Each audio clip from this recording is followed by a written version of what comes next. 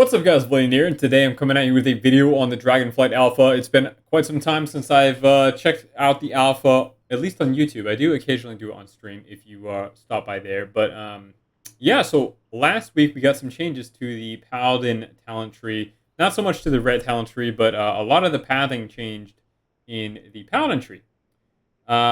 So some things to note is we now can avoid most of this Golden Pass, Seal of Mercy, Seal of Clarity stuff, and pick up stuff, spells like Cleanse Toxins and Aspirations of Divinity without going into the healing tree, which is pretty nice.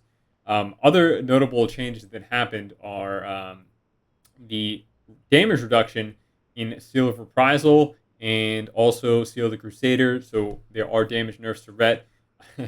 In addition to those nerfs, Righteous Verdict also took a 10% nerf, so hopefully it's not nerfed in PvP anymore.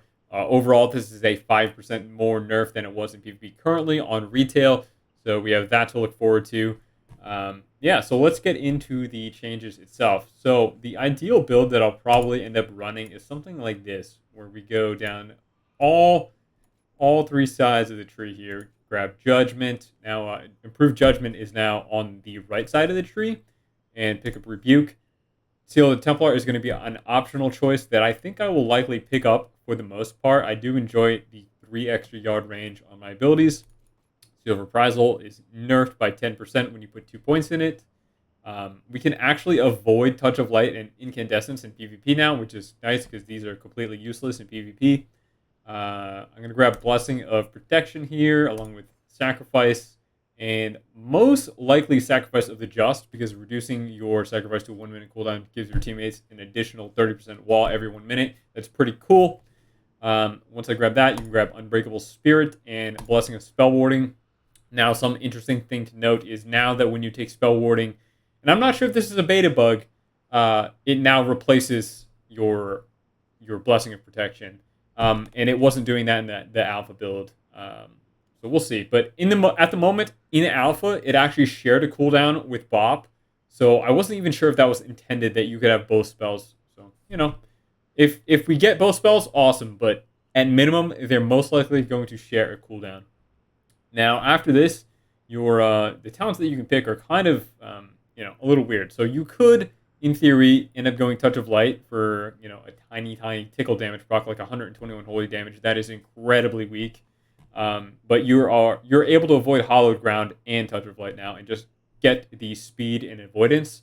So this is probably what I'm going to end up doing. But outside of that, I'm going to grab 1 point in Holy Aegis for the crit or Steed. It's up to you. If you think 1 more second is valuable on your Steed, grab that. If not, grab the crit. Go down, grab Divine Purpose.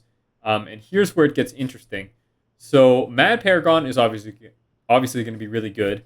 However, Seal of the Crusader is nerfed, so maybe we go a different talent tree now. Maybe of Dusk and Dawn and Seal of Order combined to 16% increased damage every 5 holy power you stack. That's awesome. That would definitely be worth it.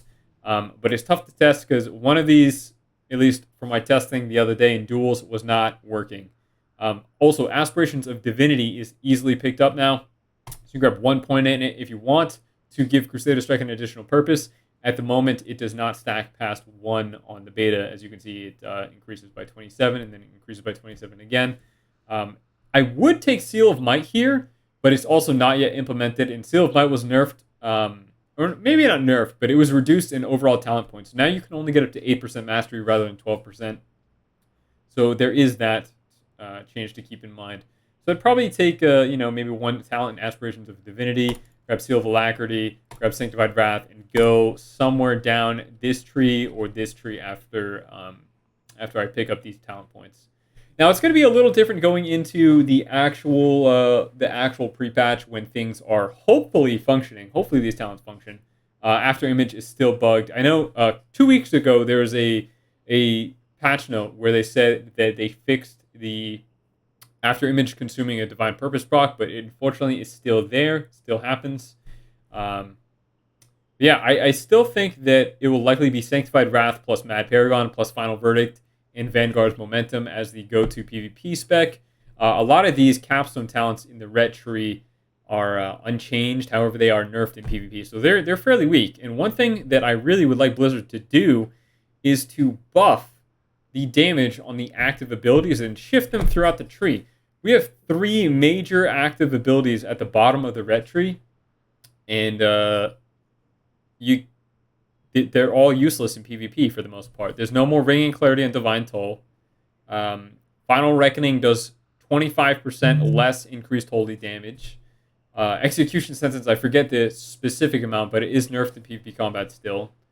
A lot of the talents that we're going to be running as ret are going to be passives that are Ashes to Ashes, Temples of Vindication, Vanguard's Momentum. Although Vanguard's Momentum does add to your gameplay by giving a purpose to the Hammer of Wrath procs from your final verdict, which is actually really cool. I do enjoy this, but it is still just a passive damage increase. So I would like to see the active abilities in the ret tree spread throughout the talents. I would like to see some of the more useless ones in PvP, like Path of Ruin. This is not going to be run in PvP as it stands.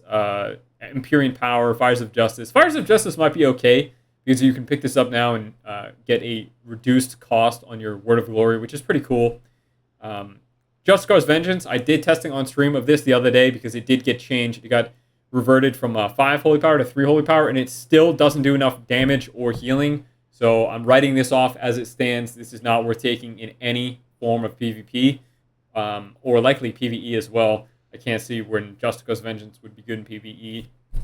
We did get Divine Protection. It is a 2-minute cooldown affected by Unbreakable Spirit, so it makes it a 1.4 minute cooldown, and that's cool. And you can use it during stuns as well. So I will likely be running Divine Protection.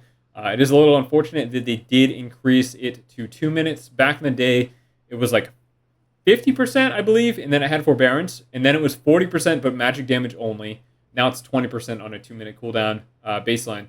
So we'll see if they end up buffing this at all, because 20% isn't that big of a wall, but also in PvP, it's not going to be affected by dampening like your Shield of Vengeance is.